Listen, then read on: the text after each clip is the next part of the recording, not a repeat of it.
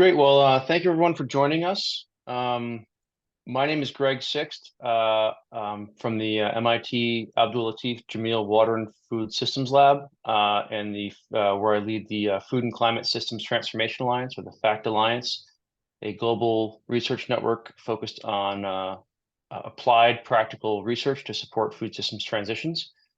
This is the 5th dialogue in the FACT Alliance Global Dialogue Series on Food Systems Resilience, which are being organized by MIT J-WAFS, BOKU University, and CIFOR-ICRAF. We've increasingly been recognizing the need to address challenges from a systems focus. The dialogue around food has shifted from that of primarily focused on production agriculture to food systems and all of the activities along multiple value chains that entails. At the same time, ambitious targets in the form of SDG 2 and other commitments made at various international forums have been made that we clearly are not going to achieve in time. There are no shortage of fixes out there aimed at addressing different components of food systems, but often these fixes are too narrowly focused to avoid creating problems in the broader system. So today, on this very exciting discussion, we're going to discuss why, despite our best intentions and an increasing recognition of the need for systemic approaches, we often don't adequately plan for unintended consequences. I'm happy to introduce our distinguished panel today: Claudia Ringler from IFPRI, Jess Fanzo from Columbia University, Matthias Geck from CIFOR-ICRAF, and Davis Ikror from VSF Suisse, and my colleagues Immaculate Edel and Michael Hauser. I'll hand it off to Michael to bring us in. Thanks, Greg. Well, let's go straight into the matter and ask a simple but profound question. In your perspective, what are the most significant food system repairs that had unintended consequences, that had negative side effects, that eventually went wrong in some instances? Matthias, would you like to share your perspective in less than a minute? And before, let's give Matthias a few moments to think. While I invite all those out there, please to key in your responses into the chat box as well. Yeah, because we want to hear from you as well. The answer to the question: what are the most significant food system repairs that had unintended and negative consequences? Matthias. Thank you, Michael. Thank you, Greg. I think there could be many examples for that, but as my background is in ethnobiology and I'm passionate about agrobiodiversity, I think one of the key food system fixes, if we want to call it this way, that had a lot of unintended consequences was the excessive focus on the promotion and introduction of improved varieties of a narrow set of crops, resulting in massive decreases of indigenous knowledge, agrobiodiversity, and a lot of unintended consequences in terms of reducing climate resilience in crops as well as nutritional value. Thanks, Greg. Thanks, Matthias. Yes, you're next on my screen. I'm going clockwise. Great. So I will name 2, and we can talk about them of what was considered visionary and revolutionary as a food system fix or repair, but had unintended consequences. One would be the Green Revolution that largely happened in South Asia and some of Latin America. We can talk about what were the positive things, but also the very unintended consequences across environment, nutrition, and capacity building. The other is the trans fat story, removing unhealthy trans fats from the food supply and some of the unintended consequences that are still happening related to that. So looking forward to talking about both of those. Thanks, Jess. Davis.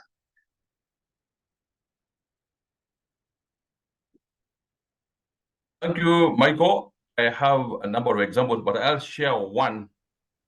Being a veterinarian who works in agro-pastoral production systems in Kenya, I will refer just one example, and this is the introduction in the 1970s of prosopis plant, which was aimed at rehabilitating the degraded areas, and to mitigate the recurrent famines, which were very common because of drought in the area and which caused a lot of losses of livestock and food insecurity.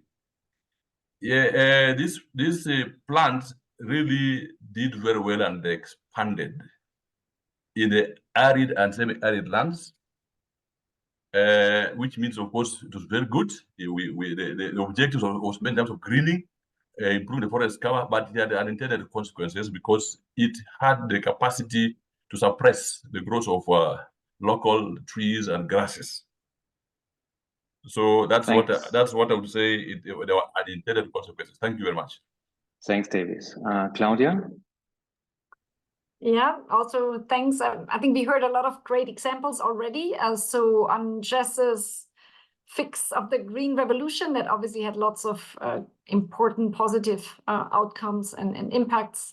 Yeah, maybe I think we can really hone in to the pesticide story that continues to be a story with a lot of negative impacts for environmental, human, and animal health because of the way pesticides are being applied, and there's not enough measures to reduce the excessive use. Don't exist or are very seldom applied. They exist, but they're not being used. And with climate change, we see yet more indiscriminate use of pesticides as a climate risk strategy, much higher application, especially in low-income countries, to counteract some negative climate change impacts.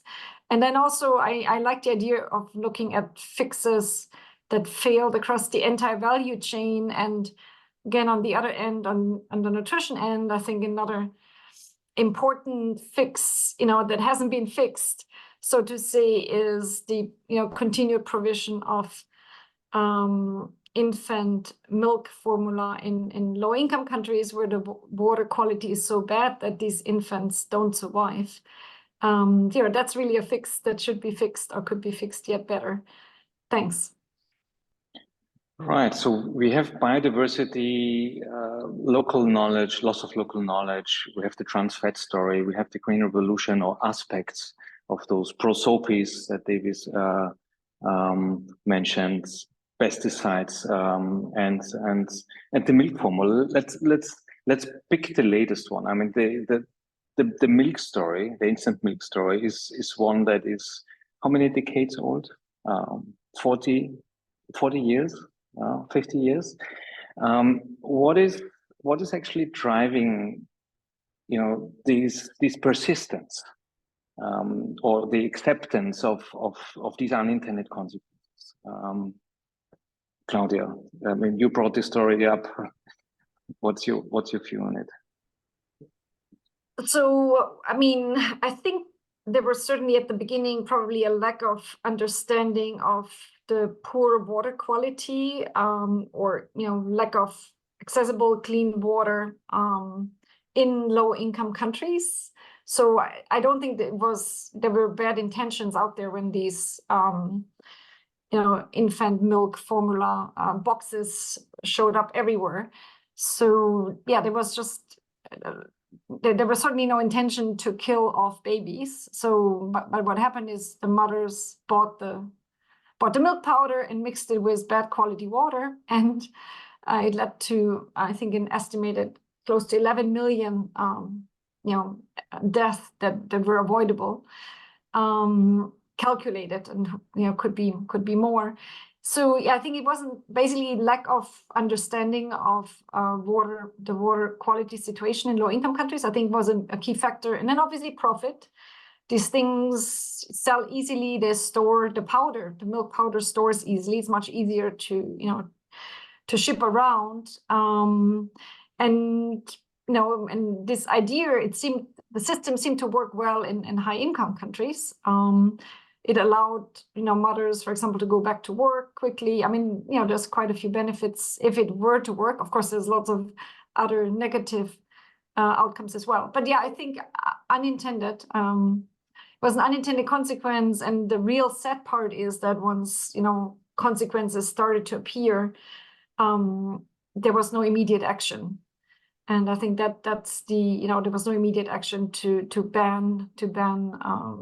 ban this fix in countries that did not have good quality water. And that's still the majority in the world.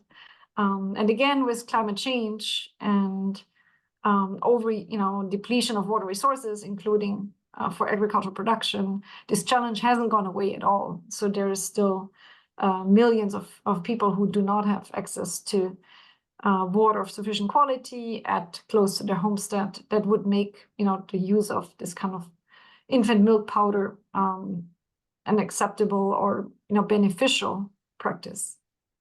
Right. So I mean, what I pick is it wasn't necessarily bad intention, right? But what I hope so. Right, but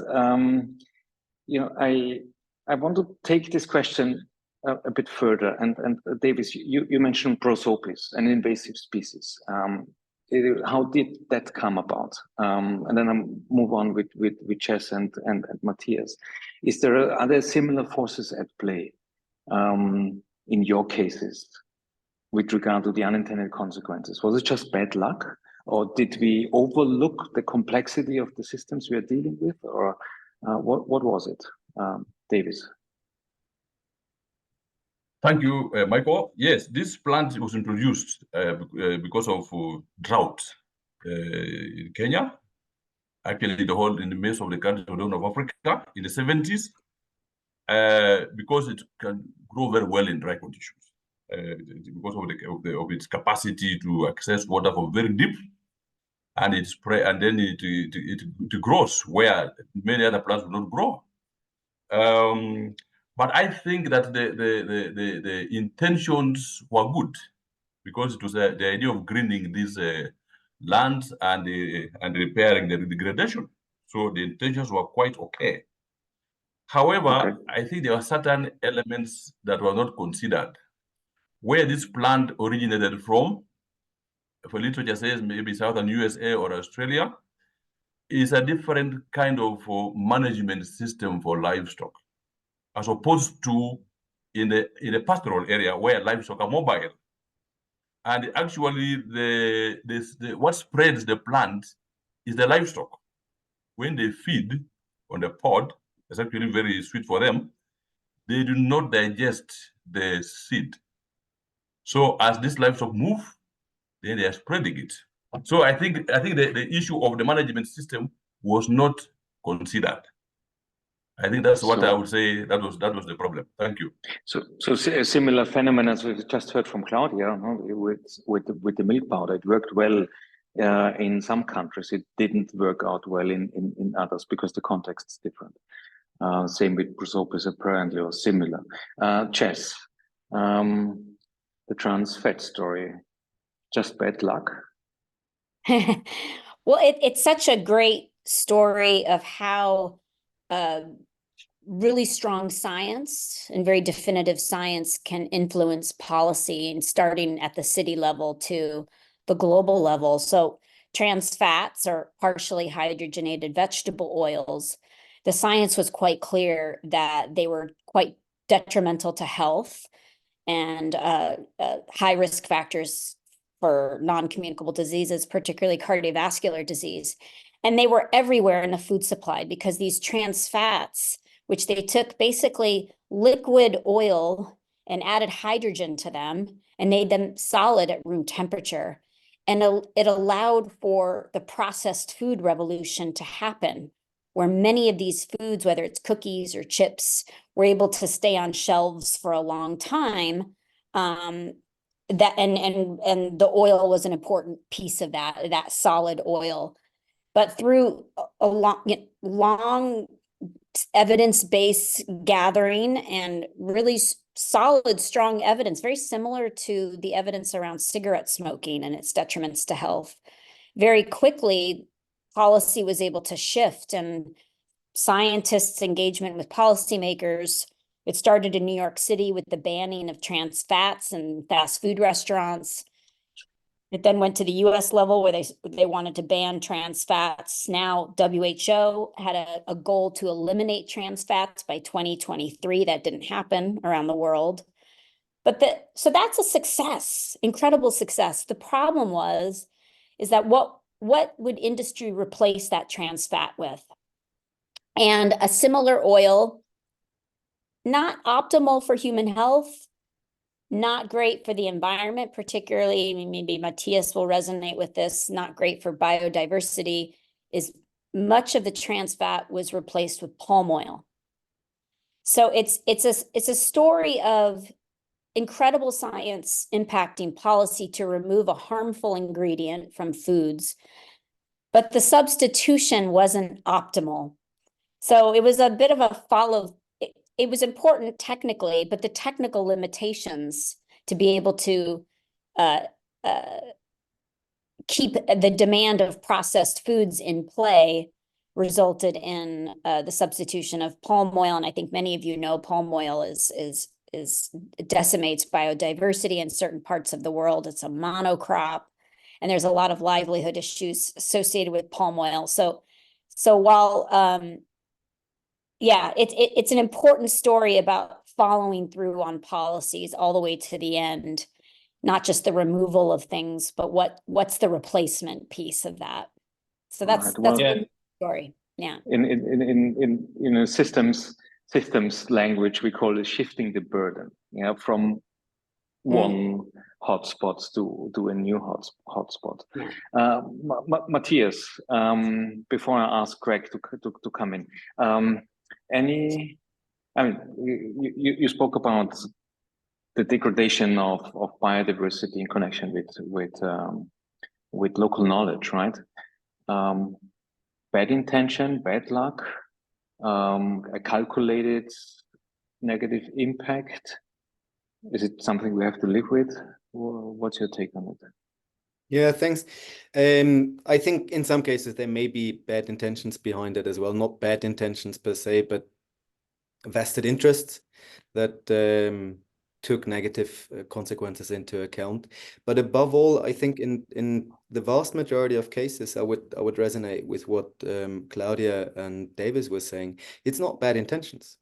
It's just relating to the importance of dialogues like we're having now, as you and Greg mentioned clearly, systems perspective. If we look too closely on just fixing one part, then we just end up shifting the burden, as you say, right?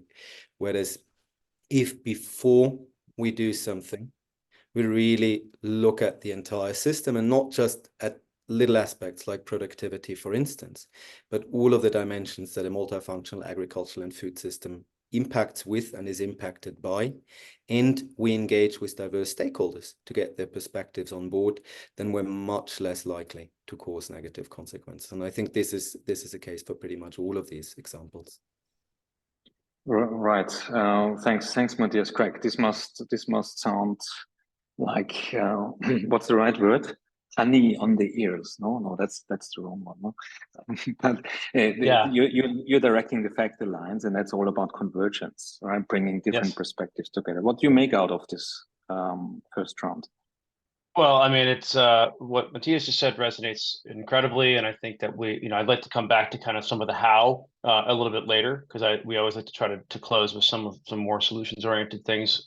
Jess, I think your example on the palm oil is an incredibly striking one, because it addressed, it's focused on the human health implications, but the ecological and the climate impacts from that decision are tragic. I mean, I don't even think that's an overstatement saying tragic on that. I want to kind of pose this question to the panel.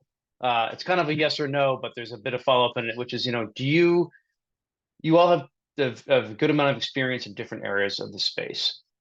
Do you see the same mistakes being repeatedly made?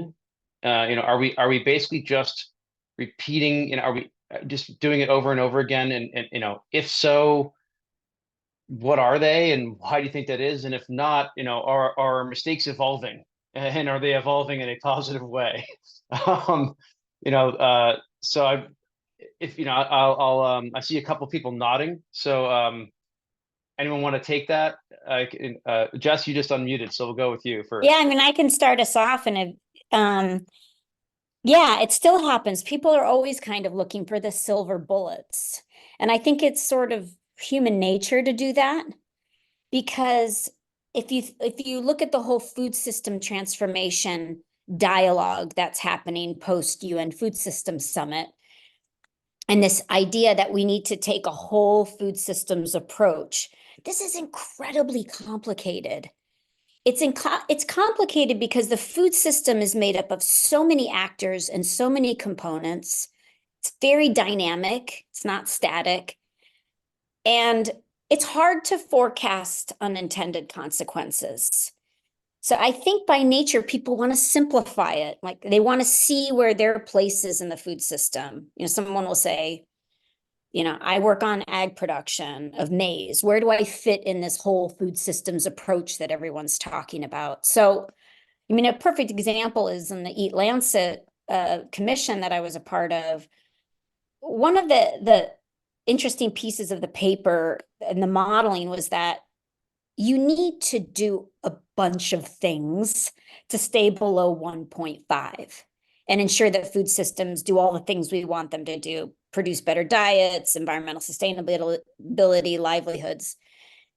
And I always present this multiple components that need to happen to stay below 1.5. And inevitably, I always in the audience get a question, but what's the one thing you would do? And we're no longer in a situation where you can do just one thing. You do have to think about the system. You do have to think about, you know, all of the things that we want food systems to bring about. So by nature, though, I think it's difficult for people to wrap their head around changing this massive system. And that's what makes it complicated. We see a lot of the examples where these singular vision approaches, you know, Norman Borlaug with Green Revolution, he had a singular vision to end hunger. And that was an important one. And he did it in that region, he with the many other partners. But he wasn't thinking about the environmental consequences and the micronutrient deficiencies and all the other things that we know now. So it's sometimes a singular vision is important, but we've seen the consequences of that. Right. And even Borlaug in his Nobel Prize speech said something along the lines of, this is just buying us time, right? This is a stopgap. This isn't our solution. Hindsight. Yeah, hindsight. Yeah. I mean, yeah. I mean, I also, you know, I'm not a psychologist, but I think that humans do need to almost put things in boxes to process things. And we have to work, you know, our minds like distinct groups. Again, not a psychologist. So if anyone that's out there, please feel free to correct me. I do want to, you know, so as we get a little later, as we come to the solutions part, I also want to talk about, you know, you made a really good point, Jess, and I saw everyone nodding that one of the challenges is systems are complex and where do you stop, right? I mean, at some point you have to draw boundaries. And so a little bit later, I want to come back to how we draw these boundaries and how we proceed. But Matthias, you are unmuted, and I want to come to you, and I actually want to hit the other two panelists on this question as well, and then we'll move on. So Matthias, go ahead. Yeah, thanks, Greg. I'll try to be brief. I do agree mistakes are still being made and there's partially being repeated. And I do think that we need to accept. I think it's fine to make mistakes. We need to live with the consequences. And I fully agree with Jess and you. Yes, it is difficult to really embrace complexity. And yes, we're looking for simple solutions. But I see an upwards trend. I mean, just the fact that we're talking about food system transformation on a UN level rather than just on ending hunger, for instance, I think that's a big difference. It is. And there is more and more multi-stakeholder, transdisciplinary research, etc., etc. It's not probably evolving at the speed that it should, and it's not being as paradigm shifting and transformative as it should be. But I do see a lot of improvements, and I do see a lot more people really understanding that quick fixes and reductionist approaches are not going to do the trick. The question is now on the how, as you say. And I think we've got a lot to learn, and we have to admit that. And we can't expect the old experts, so to speak, to tell us how to do it. I hope that a young generation of scientists is coming up who have lived with more complex systems being more prominent in dialogues and narratives, and thereby also more capable to understanding it. And I do believe that modern technology, ICT, AI can help us overcoming the box thinking by connecting the boxes and making the consequences that we're not thinking about when we're too much in our box thinking more visible and understandable. Yeah, and Matthias, thank you for that. You make a really valid point. I mean, the whole food systems framing is relatively new, and it's growing fast. I mean, its integration into global processes is happening relatively quickly, in the great scheme of things. So there's a thing that's important to focus on, that positive change that is happening, and now we're trying to figure out how we actually do it.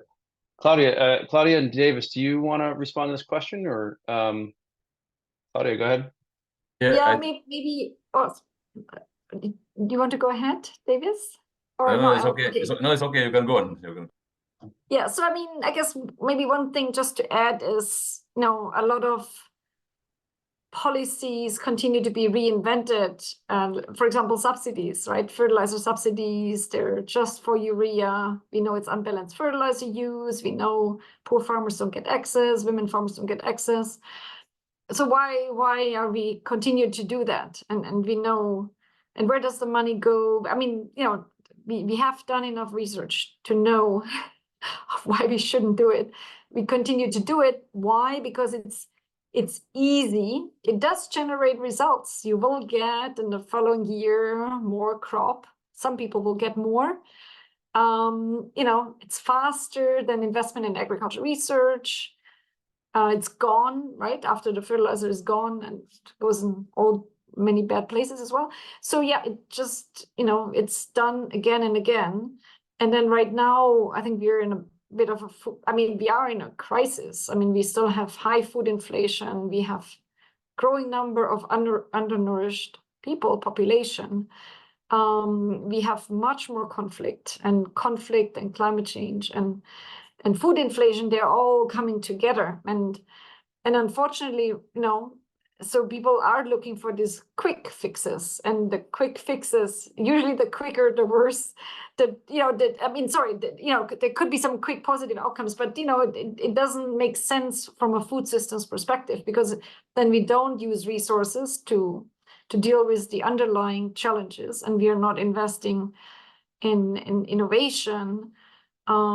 That's much more important than those quick fixes, because then that's it. We are done with it, right? We say we've done something, and without really looking at the system. So that's why, to some extent, some of those fixes are actually accelerating, because we are in a downward spiral to some extent with our food systems right now, and with very severe negative consequences for the poorest people. I mean, who would have thought that 20 years ago that things now keep getting worse and worse, and we just don't see an improvement right now and on the horizon. And actually, we don't see increased investment in basic ag research that could help to at least turn some systems, slowly around and for the better. Isn't public sources of agricultural research down globally? I don't want to put that out there as a true fact, but is that?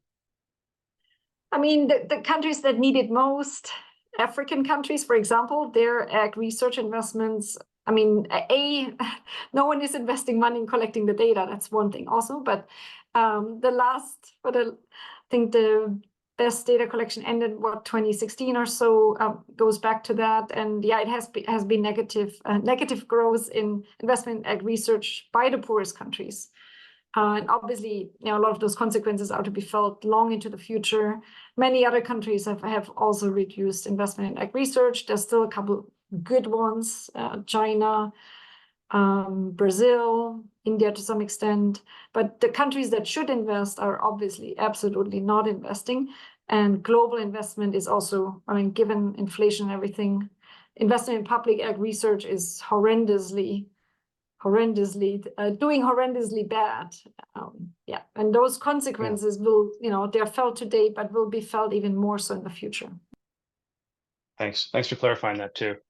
Davis, I want to give you the final word on this question, and then I'm gonna hand it back to Michael. Thank you. I don't want to repeat what my colleagues have said. I think for me, it's important to think of one, science. How the findings, how are they reaching to the lowest? how are they? Because there's some research being done, but how is it reaching down to the pastoralists I'm talking about in Kenya or in Ethiopia? And then two, how are we incorporating? How are we incorporating their own thinking of these people? How are we co-creating knowledge? Are we co-learning, or is it more top down? I think there's a lot that we can learn from the people on the ground, from the pastoralists, which can help us in addressing this issue.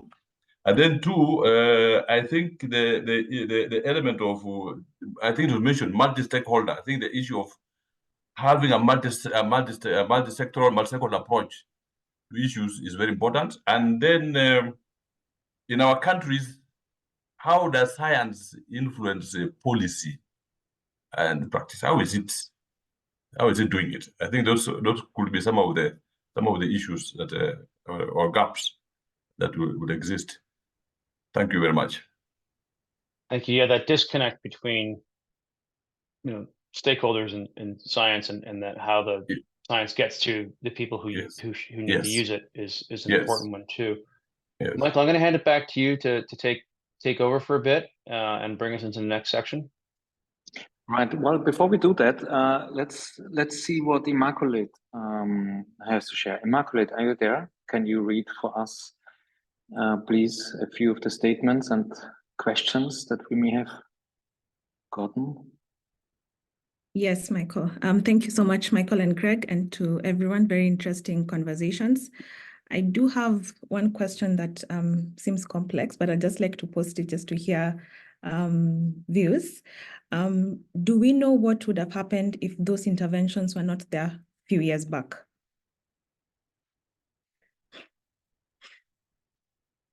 And I think, in the two examples I gave, there would have been negative consequences because I think with every policy or intervention or programmatic action, there's a goal that's to be achieved, and for many of them it was accomplished.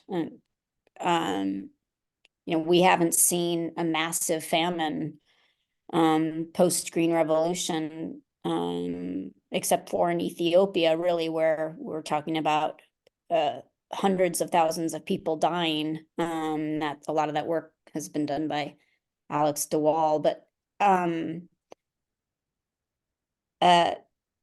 same with trans fats. I mean, the WHO has been so important in ensuring that this very detrimental ingredient has been potentially removed from the food supply, and WHO has really supported countries in pivoting away from trans fats, and that can't be underestimated around leadership and the science behind that. It's just the response to it by industry or to certain players on how they adapted to it. So I think others have maybe similar sentiments, that there was a positive impact on in the goal that singular vision wanted to achieve.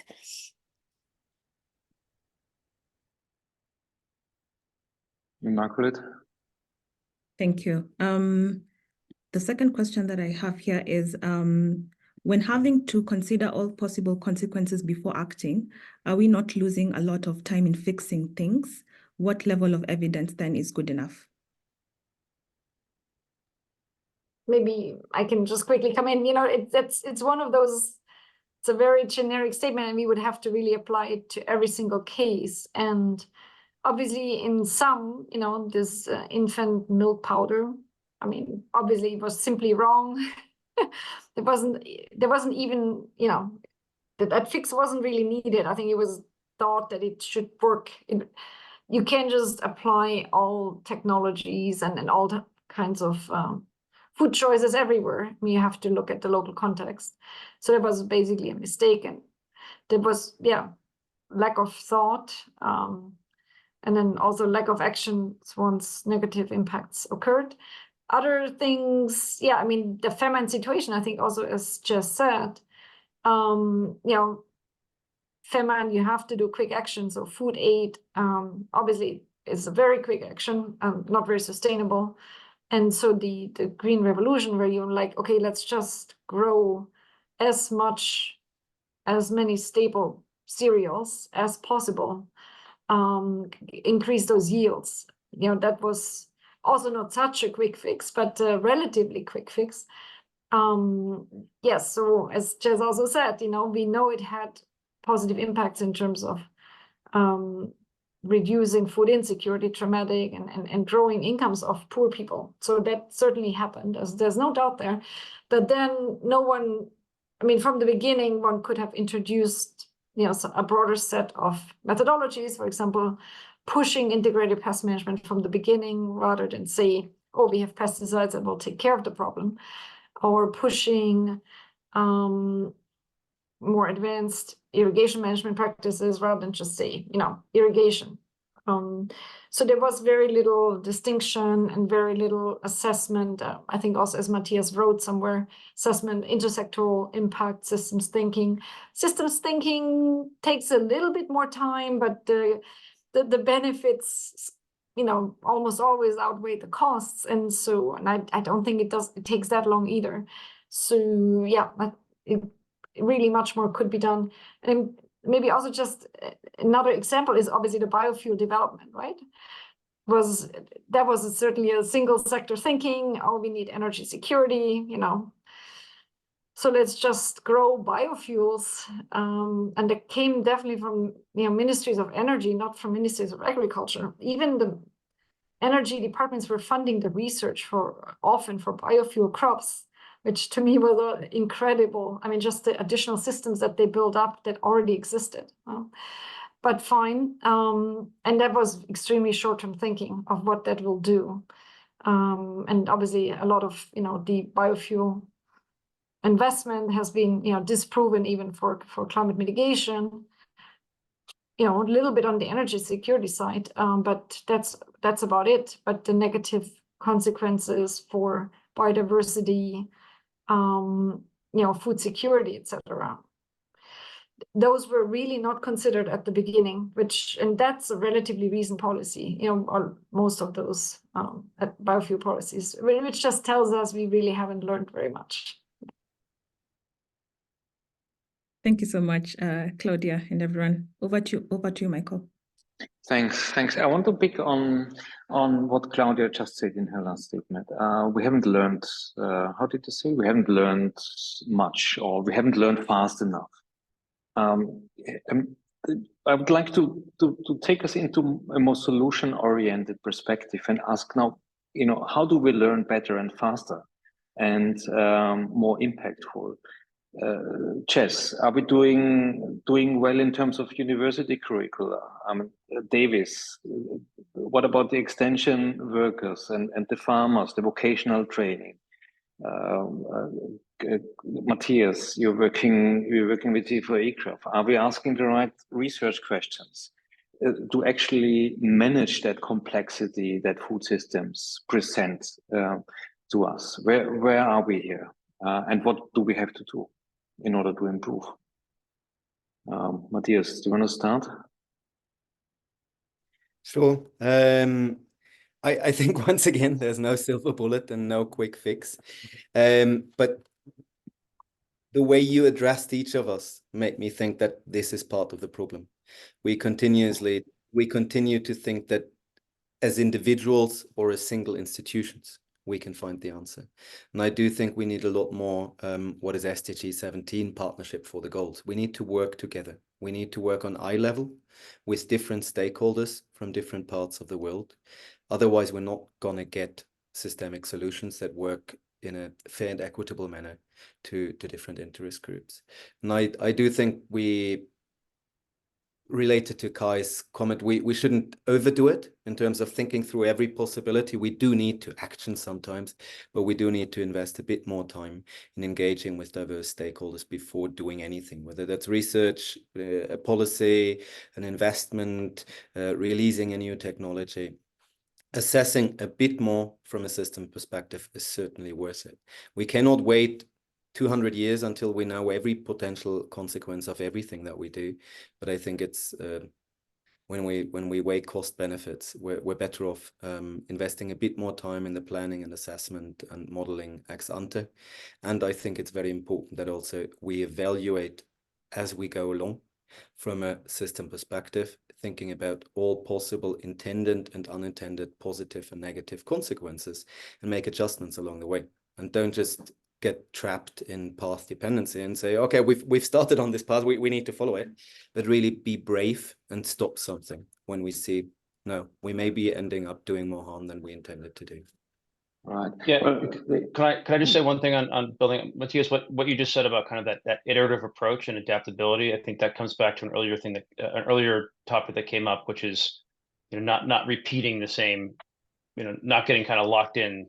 It is important to build these mechanisms into our approaches that allow us to be adaptable, to learn on an iterative nature. And I just want to kind of highlight that because that's an important point. Right. No, thanks, Greg. And again, this is one important thing the Fact Alliance does, right? Bringing these different perspectives together, all in the problem identification, not anywhere later. Jess, Matthias brought up the good point of how you put us into boxes, but to be in the box of the academic and researcher. Sorry, Matthias. I mean, I do feel, science is so rapidly changing.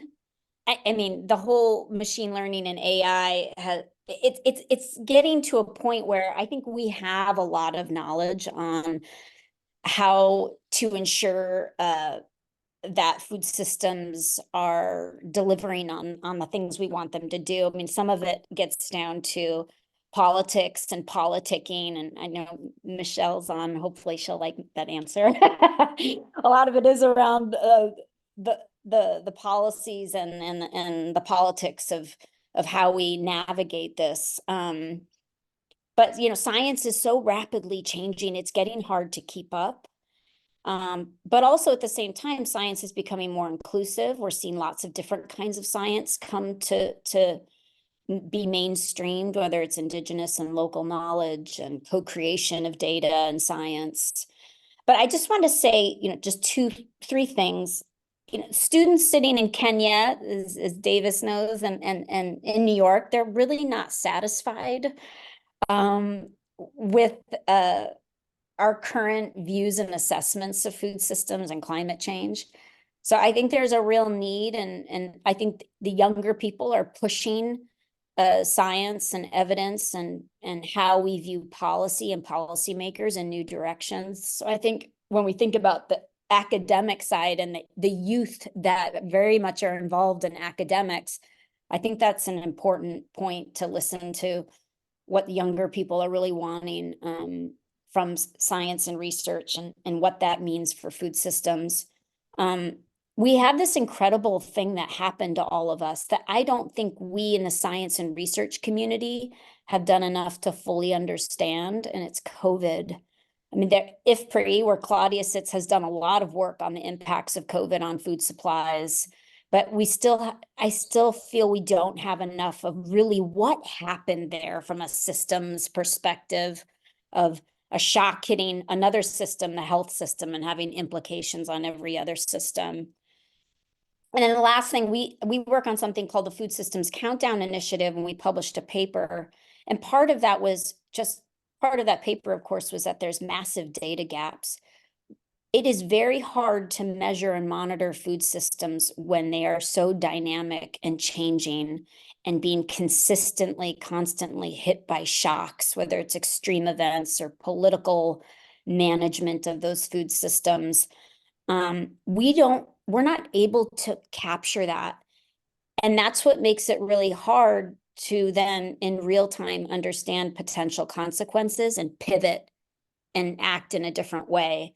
So there's as a typical researcher, we need more data, we need more evidence, but we really are quite archaic in the way we can monitor and measure food systems and how they adapt to near-term and long-term change.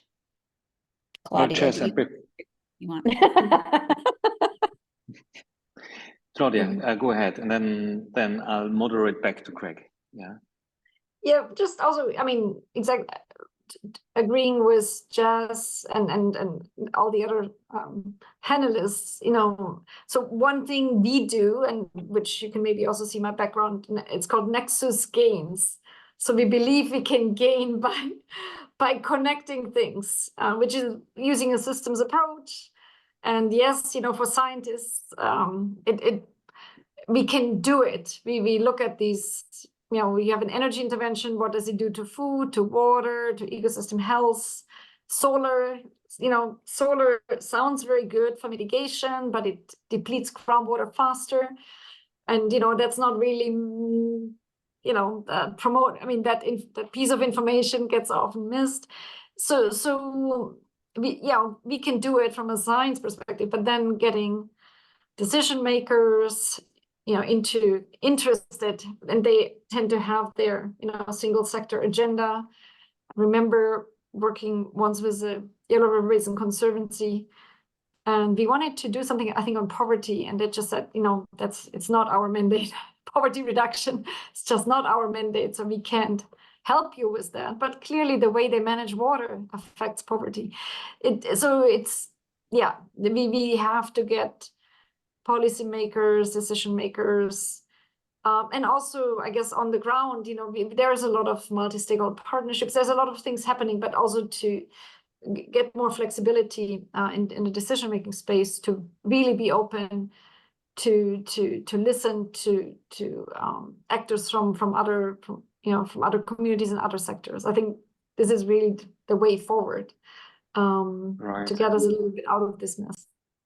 Yeah, and for those who haven't seen it, IFPRI just published a paper on solar-powered irrigation, which is quite interesting. You hinted on it. Now, I want to go back to Greg, but build a bridge. And we spoke about data and data gaps. I wonder whether we have to fill each and every data gap, or could we also kind of invest more in the precautious principle, knowing that we can't capture everything in detail? And would that require a new form of leadership, also to take decisions and the capacity to take decisions? Greg, would you like Thanks, to Michael, take it on from there?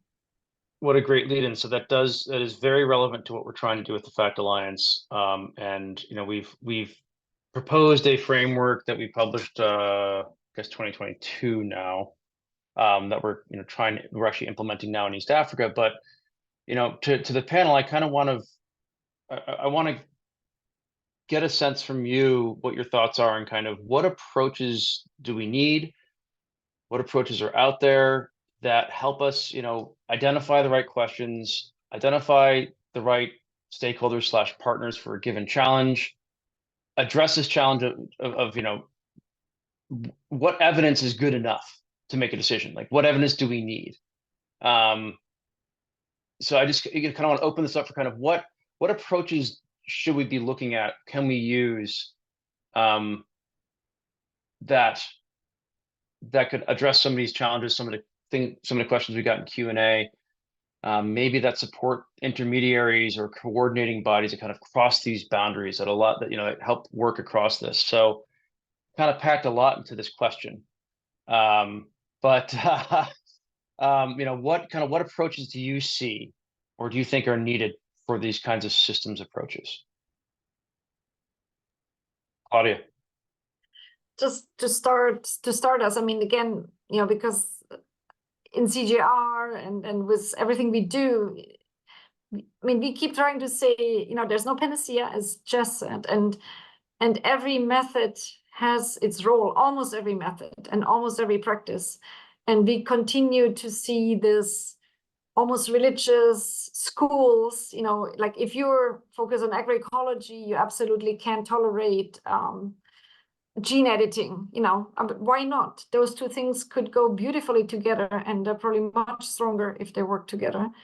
You know, and then why not put some agroforestry in, and then, you know, bring some livestock in, and bring some whatever feedlots, you know, in as well, and some alternative proteins. So why? Unfortunately, there's a lot of agricultural agendas. They still focus on try to push a single ideology or a single technology or a single approach, when it's hard to see why bringing these things together would be worse. It's very likely better. And again, there's a lot of geographic and other specificities and contacts.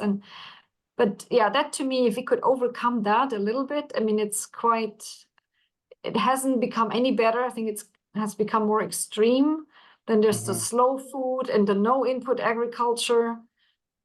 I mean, thank you, you can try, but why don't you bring it together? Why you can only push one ideology? That to me is, there's never an IPCC on agriculture, because the divergence in opinion is so extreme and everything always falls apart. Even on climate change, they're able to do it on climate change, but agriculture, it's just impossible. And food systems. And yeah, if we could, somehow get some movement and opening horizons, and I think that would be, really helpful. Yeah. Right. There are benefits that even traditional production agriculture can learn from agroecological approaches and organic approaches. Matthias, I see you're unmuted too, so I want to, if we can, focusing on kind of what approaches we can do to kind of drive these systems approaches.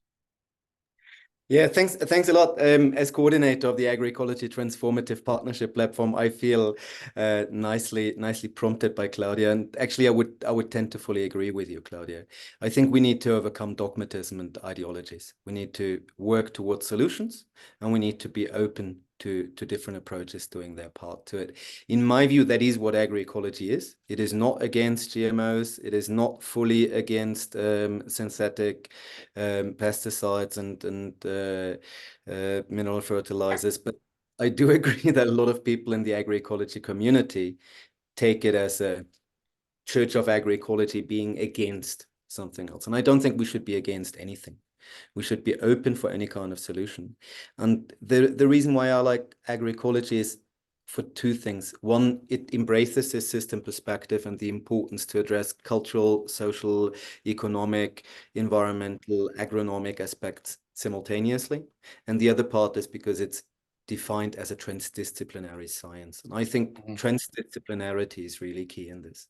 We cannot adequately do a systems approach if we just talk in our academic bubble. Solutions are not found in the ivory tower. We need to go out there in this world and engage with different knowledge holders and different forms of knowledge systems to find solutions that actually work for people and that don't just make sense in our publications and labs and all of that. So I think it doesn't matter what we call things, but I do think that it is important to really embrace the value of different knowledge systems and knowledge holders and work together with them. And I think this is what transdisciplinarity brings to the table. It's by definition goal and solution oriented. It's by definition inter or multidisciplinary, combining different expertise within the science field, but it is also by definition multi-stakeholder and multi-knowledge systems. And I think this is the way we need to go, but it's something that is not so easily done. There's a lot of capacity development and education and training that needs to happen for people to be able to do it properly and also be willing to make mistakes along the way. Thank you for that. I want to go to Davis for 30 seconds and Jess for 30 seconds, and then I'm going to close this out. Yes, thank you. I wanted just to add on what Matthias said. I think this issue of transdisciplinarity, multi-stakeholder is really a good way to go. We should not condone more the silo mentality. I think working together, integrated approaches is a good way. For example, we have, maybe I'll just share, we have a project which is we call One Health. And this is bringing together practitioners from the human, animal, and environmental health together. And they discuss these issues together and they co-implement, and also at the community level. Communities have their own platforms where they share their issues, and then they are able to share this with other layers of stakeholders. And I think it's a good way. I think it's, as we're saying, it's a good way to share. There's nobody who has got a monopoly of knowledge or even solutions. But I think together we are very strong. Thank you very much. Thank you. And Jess, I want to give you the last word. Yeah, I mean, I really agree with Matthias that solutions can't be found in the lab or in the ivory tower. I mean, academics are meant to describe the world and why it is the way it is. And solutions should be generated from the communities. I don't even like to use that term bottom up, from communities. But, you know, I think there's a lot of evidence on, and it's been documented around different areas where if you invest, they have double or triple duty actions or impacts. You know, things like diversified landscapes and taking an agroecological, or in the United States, we call regenerative approach. I know they're a little bit different, but overall, Matthias, but the nature of that is somewhat the same, but so many benefits, right, towards, and we know that of diversified systems that improve people's lives, and breastfeeding, really multiple benefits across different areas, not only for health, but mental well-being and bonding of mothers to their children. Empowering women. Claudia has worked for so long in this area of women in the food systems, has so many benefits. So I think we know those areas where if you focus on them and prioritize, particularly those who are most marginalized, it has these multiple benefits as opposed to just one singular vision focus. So, and that's been documented a lot. And it's something that I think we need to really focus on, are these places where it has multiple benefits across the food system and for the people that are engaged in them. Great. Well, I want to thank everyone for a really engaging panel. I'm going to close this out with a little plug here because this is the fifth and last dialogue for now, hosted by the FACT Alliance. MIT J-WAFS launched FACT Alliance, which is a global network, transdisciplinary, convergent network of over 20 institutions around the globe, some of which are on this call. You know, we are trying to pioneer an approach that uses a participatory process to kind of map out the system's needs, identify the right questions, identify the right partners for a given challenge that drives the co-design of policies, programs, research projects. We're still young, we're still new. We've got 2 projects in this space. You know, we're scaling. And I just this has been a really engaging conversation, and it reinforces the approach that we're trying to lead.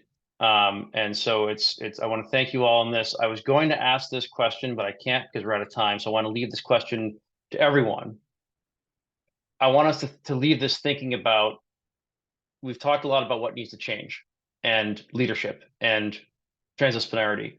What type of future leaders do we need to be training, especially for those of us in education? What skills do we want to build in our students? What flexibility, what adaptability do we want to instill in our students? Because the future is a very different place than what we've been living. I guess that's always the case, but it's a much more uncertain place than what we've been, the problems we've been trying to solve. And it does require diverse, unique skill sets. So I want to leave folks with that question for yourself.